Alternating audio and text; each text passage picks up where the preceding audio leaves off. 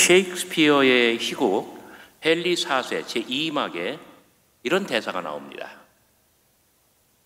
가난한 백성들도 지금쯤 잠들었거니 아 잠이여 아 밤이여 그대는 사랑스러운 간호사이건만 나는 그대를 얼마나 두려워했나.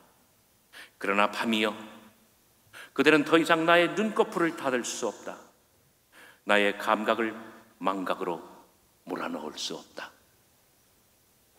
아주 그 절규하는 헨리 4세의 모습을 그리고 있습니다. 한편으로 밤은 이 사랑스러운 간호사예요. 모든 것을 덮어주고 모든 것을 어루만져주고 그리고 편안한 안식의 세계로 우리를 이끌어줍니다. 그러나 밤은 또 다른 한편 죽음을 재촉하는 악마라고 하는 어떤 이중성을 보이고 있다는 거예요. 이것은 셰익스피어가 인간의 정신세계를 파헤친 그러한 작품의 한 단면입니다.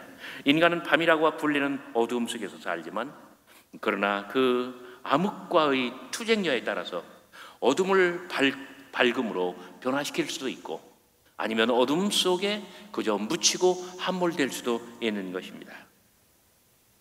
어느 분이 저에게 질문하셨습니다. 천사와 악마 사이의 거리는 얼마나 될까요? 우리가 세상 살다 보면은 인간관계에 참 그런 것이 있어요. 어떤 사람은 천사 같고 어떤 사람은 악마 같고. 제가 목회할 때도 그런 걸 느껴요.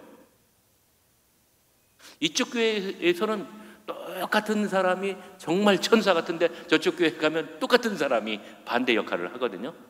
동일한 사람이. 제가 답했습니다. 깜깜한 방에서 불을 켜보십시오.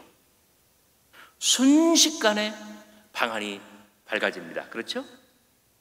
그렇다고 어둠이 영영 사라진 것은 결코 아닙니다. 다시 불을 끄면 순식간에 어두움이 찾아옵니다. 빛과 어둠이라고 하는 것은 바로 이런 것입니다. 거리가 없습니다. 빛이 들어오면 어둠이 도망갑니다. 그러나 빛이 사라지면 어둠은 다시 엄습해 옵니다. 마귀가 인간에게 찾아오는 시간은 정말 순식간입니다. 마귀는 저 멀리 먼 곳에 있는 것이 아닙니다. 그런데 소금이 음식 속에 있는 또는 우리 인체 안에 있는 병균을 죽이듯이 그리스도의 빛이 다가오면 마귀는 그 순간, 바로 그 순간 저 멀리 도망가고 맙니다. 나는 누구인가?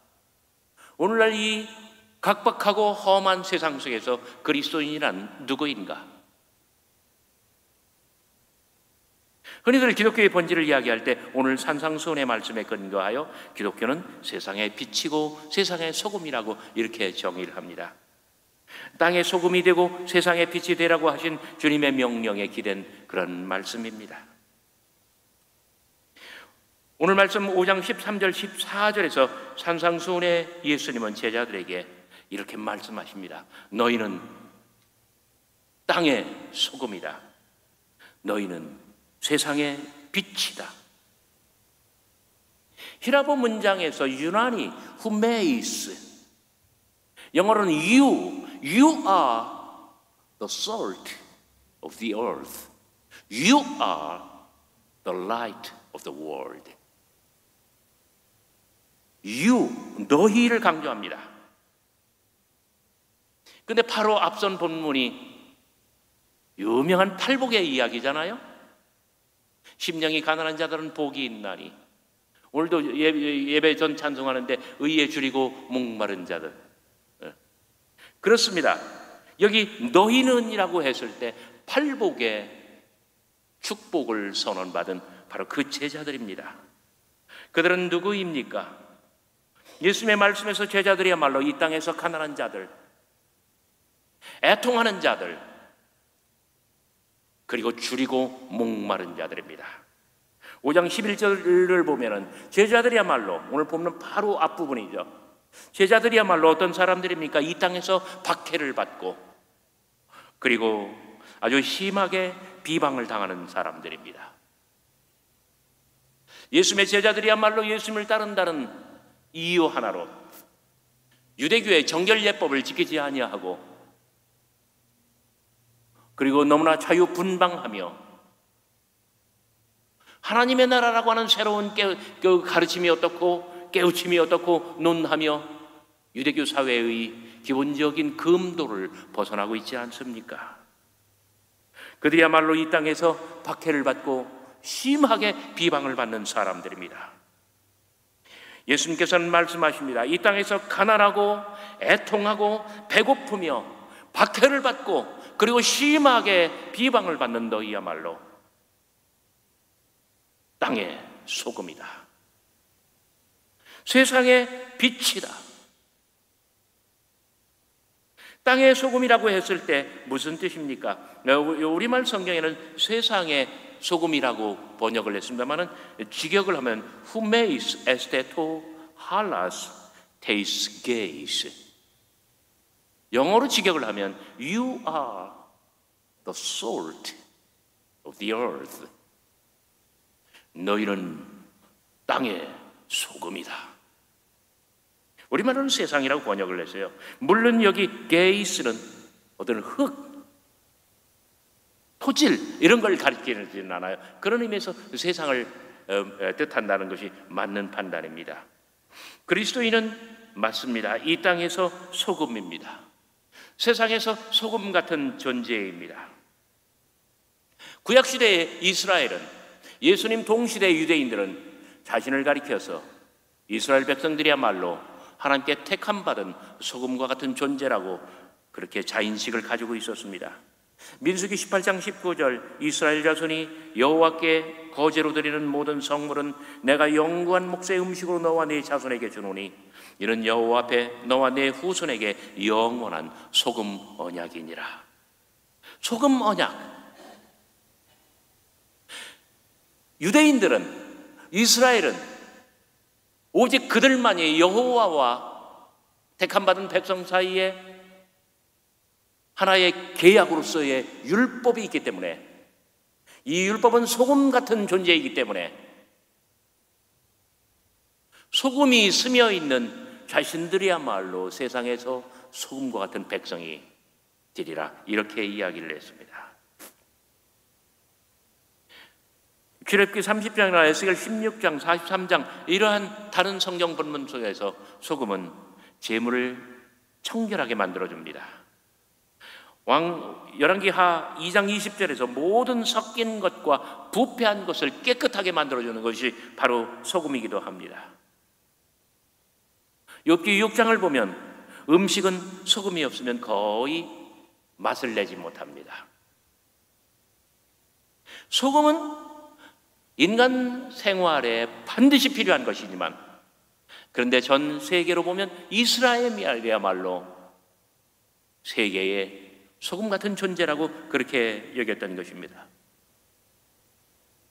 그러나 예수님의 판단에 이스라엘은 소금으로서 그 맛을 잃었습니다. 소금이 만일 그 맛을 잃으면 무엇으로 짜게 하리요? 후에는 아무 쓸데없어 다만 밖에 버려져 사람들에게 밟힐 뿐이니라.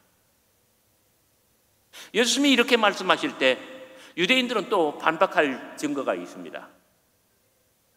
물리학적으로,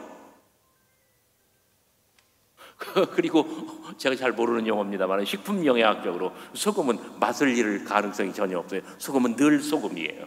소금은 언제나 짠맛을 가지고 있어요. 소금에서 짠맛이 다 사라지고 모래처럼 된다는 것이 가능합니까?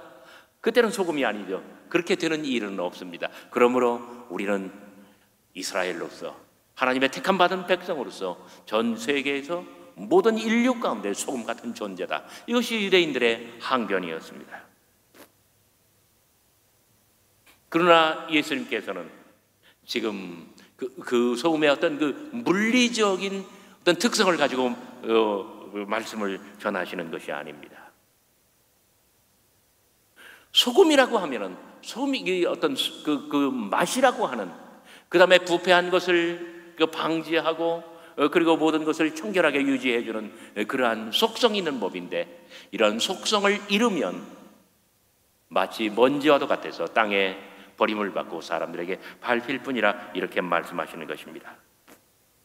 예수님께서는 하나의 대안으로서 당신의 제자들과 오늘 우리 그리스도인들을 가리켜 땅의 소금이라고 말씀하십니다. Humeis este tohalas teis geis. You are the salt of the earth. 예수님의 말씀에서 그리고 우리들의 생활 경험에서 소금은 음식의 부패를 막습니다. 여기서 굉장히 주목해야 할 정말 중요한 포인트가 있습니다. 음식과 소금, 소금과 음식. 어떤 부피로 보면은 한 줌의 아주 작은 소량의 소금이 거대한 밀가루 반죽, 생선, 다른 모든 음식, 그 부패를 막아준다는 거예요. 작은 것과 아주 큰 것. 예수님의 제자들은 이 땅에서 소수지만 가난한 자들, 우는 자들, 그리고 배고픈 자들입니다. 그들은 소수지만 이 땅에서 박해받는 사람들이고, 그리고 심하게 비방을 받는 사람들입니다. 하지만 이러한 소수의 공동체가 세상에서 가장 절실한 소금 같은 존재라는 것입니다. 초대교회의 이 모습이 이러하였습니다. 그들은 천국을 사모했고 천국의 기준으로 높은 도덕적 표준을 세워 살아갔습니다.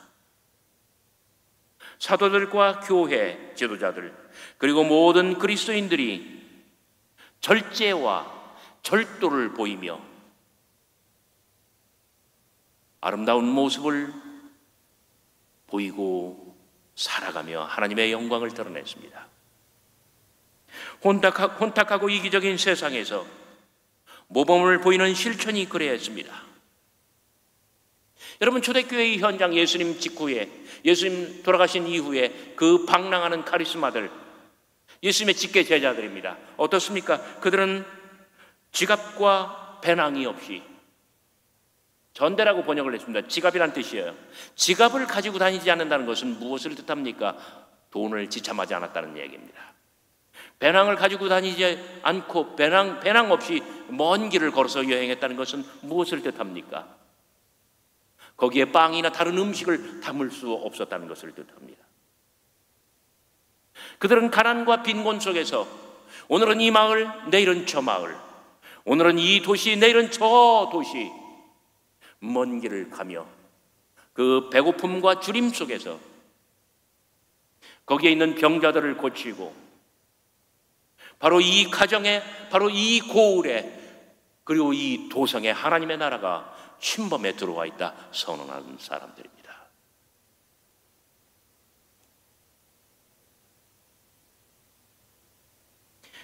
과연 그들은 소금과 같은 존재였습니다. 소금은 짠맛으로 음식의 맛을 냅니다. 오직 성령의 열매는 사랑과 희락과 화평과 오래 참음과 자비와 양선과 충성과 온유와 절제니 이 같은 것들을 금할 법이 없느니라. 초대교회는 성령을 체험하고 성령의 모든 은사가 이 마음속에 인격화되고 내면화되어서 사랑과 희락과 화평과 오래 참음과 자비와 양선과 충성과 온유 절제로 생활로 나타나는 것이 아닙니까? 그들은 세상에서 가난하고 줄이고 애통하는 자들이었지만, 그들은 세상에서 박해받고 그리고 온갖 비방을 당하는 사람들이었지만, 그럼에도 불구하고 그들은 성령을 체험하고 성령의 은사로서 믿음과 복음의 맛을 내는 사람들이었습니다. 그래서 세상에서 그들이 존재했기 때문에 하나님의 놀라운 섭리와 경륜 가운데 세상이 운행되고 하나님의 법도가 이루어진 것이 아닙니까? 예수님께서는 나아가 너희는 세상의 빛이라 선언하십니다. Who makes este to force to cosmo? 구약에서는 여호와 하나님이 바로 세상의 빛이십니다. 시편 18편 28절 주께서 나의 등불을 켜시며 여호와 내 하나님이 내 흑암을 밝히시리이다. 하나님이 등불이시라는 거예요. 미가서 7장 8절 나의 대적이여 나로 말미암아 기뻐하지 말지어다. 나는 엎드러질지라도 일어날 것이요 어두운 데 있을지라도 여호와께서 나의 빛이 되실 것이니라. 여호와 하나님께서 나의 빛이시며 내 인생의 등불이시며 세상 전체를 밝혀주는 빛이라는 것입니다. 이스라엘은 성전과 율법, 이스라엘과 율법 교사, 어떤 유대교의 핵심적인 이러한 사안들이 바로 세상의 빛이라고 여겼습니다. 이스라엘은 자신이 모든 민족들에게 예언자적인 빛이 되며 세상에 우뚝 서서 모든 민족들을 끌어들이는 시온의 밝은 도시가 될 것이라고 믿었습니다. 그러나 오늘 말씀 5장 14절에서 예수께서는 제자들과 오늘 우리들 그리스도인들을 가리켜 세상의 빛, 세상을 밝히 비출 등불이라고 말씀하십니다. Who makes este to force to cosmo? You are the light of the world. 여러분, 세상의 빛이 무엇입니까? 요한복음에 의하면 예수님께서 말씀하시죠. 참 빛이 있었으니 그러나 세상이 알지 못하였다. 참 빛 되시는 예수, 내가 세상에 있을 동안에는 세상의 빛이라. 참 빛 되시는 세상의 빛 예수 그리스도께서 실로암 소경에게 빛을 주시고 가족을 주시고 그리고 세상을 주십니다. 오늘의 말씀 14절 15절에서 세상의 빛은 산 위에 있는 동네 그리고 등경 위에 있는 등불, 이 두 가지 이미지로 확장됩니다. 산 위에 있는 동네가 숨겨지지 못하여 모든 이에게 보여질 수밖에 없어요. 여기 산 위에 있는 동네라고 번역을 했습니다는 헬라어 성경 원어는 폴리스, 시티, 도시입니다. 우리가 산 위에 있는 우리 설악산, 지리산, 대둔산, 덕유산 이렇게 생각하면 안 돼요. 산이라고 번역을 했습니다만은 이 구릉이에요. 그러니까 완만하게 돋아져 있는 거대한 높은 곳. 무깃도라고 하는 곳에 가보면요, 고고학적으로, 그러니까 이 시루떡을 썰 때처럼 세로로 절개를 하면 18개의 텔이 나타나요. 그 구릉, 그 언덕 위에 도시가 건설되었었는데 18번 흥망성쇠를 거듭했다는 뜻이에요. 왜 이 구릉 위에 높은 곳에 도시를 건설합니까? 높은 곳에 있으면 외적들이 침범해 들어오는가 어쩌는가 관방할 수 있고, 그리고 침범해 들어올 때 방어하기가 좋습니다. 그래서 산 위의 도시, 언덕 위의 도시라고 하는 것은 그래서 생기는 거예요. 여러분 한번 상상해 보시기 바랍니다. 칠흑같이 어두운 밤입니다. 낙타를 타고 대상들이 지나갑니다. 먼 곳에서도 도시가 있으면 불이 있고, 불이 밝혀 있으면 그것은 도시입니다. 밝을 때나 어두울 때나 산 위에 있는 도시는 모든 사람들이 바라볼 수밖에 없습니다. 이것은 숨길 수 없는 어떤 그 필연성입니다. 등경 위에 있는 등불도 마찬가지입니다. 사람이 등불을 켜서 말 아래 두지 아니하나니. 저는 어렸을 때 힝 하는 그 말인 줄 알았어요. 등불을 켜서 말 아래 두면 말 배가 타죠. 나중에 커서 보니까 그런 말이 아니에요. 쌀을 담을 때 열 대면 한 마리죠. 이런 말이에요. 쉽게 말하면 바게스 같은 거예요. 그래요. 등불을 켜서 큰 그릇으로 덮어버리면 그 불은 주춤합니다. 사람들은 등불을 켜서 등경 위에 두는 법입니다. 등경 위에 등불을 두면 방 안의 모든 사람들이 다 그 불을 바라볼 수밖에 없습니다. 예수님 당시에 팔레스타인 가옥구조에서 거의 모든 집들은 단칸방으로 이루어져 있었습니다. 방이 하나밖에 없는 거예요.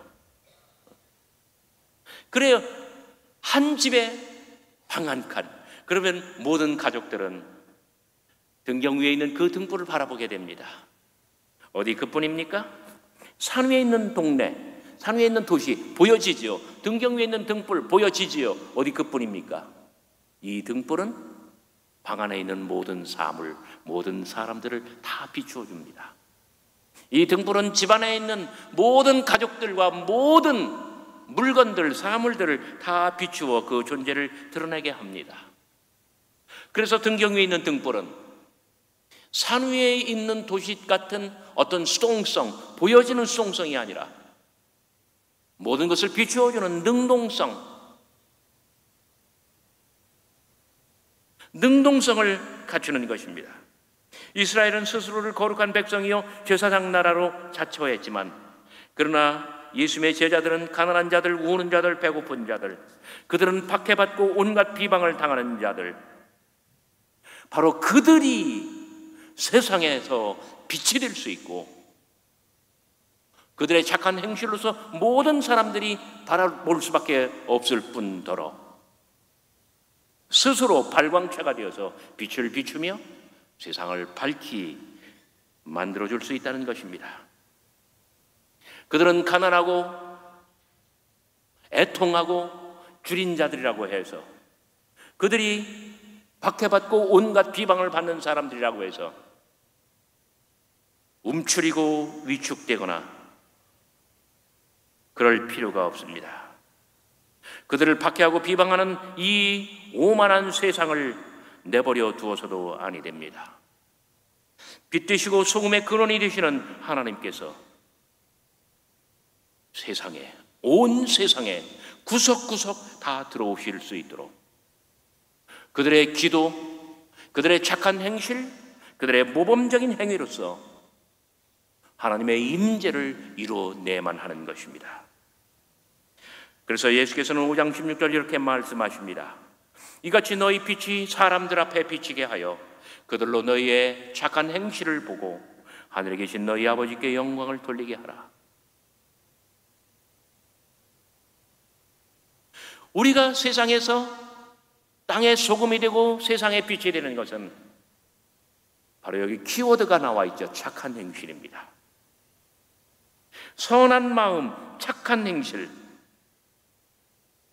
착한 행실은 어떤 식으로든 그것을 실천하는 나 자신의 의의를 드러내는 것이 아닙니다. 내가 믿음 좋은 것을 드러내는 것이 아닙니다. 내가 덕스러운 사람, 내가 덕망이 높은 사람, 이상이 높고 꿈이 원대하며 열정이 가득하고 그리고 사람들에게 선한 마음으로 덕을 베풀며 살아간다. 이것을 홍보하는 것이 아닙니다. 착한 행실은 어떤 식으로든 하늘에 계신 아버지를 드러냅니다. 세상에서 빛이 되는 그리스도인이란 오직 하나님 아버지의 영광을 추구하며 살아간다는 뜻입니다. 사랑하는 교우 여러분, 예수님께서 제자들에게 그리고 오늘 우리에게 너희는 땅의 소금이다, 너희는 세상의 빛이다 말씀하셨을 때 그것은 무슨 뜻입니까? 저는 혼자 생각을 해보았어요. 저는 설교를 준비할 때 세계적으로 가장 명망이 있고 정평이 나 있는 주석들을 참고합니다. 다 밑줄 긋고 메모하고 그리고 설계 집어넣어요. 그리고 딱 덮고 저 혼자 또 그 다음 또 생각을 합니다. 저 혼자 발견한 하나의 통찰입니다. 여러분, 소금은 맛을 냅니다. 등불은 빛을 발합니다. 맛과 빛은 영향의 범위 그리고 확산되는 속도 너무나 대조적입니다. 맛은 입안에서 느껴집니다. 혹은 코로 느낍니다. 맛은 아주 가까이에서 느끼는 것이에요. 그러나 빛은 멀리까지 빛나며 아주 멀리에서도 이 빛을 알아볼 수가 있습니다.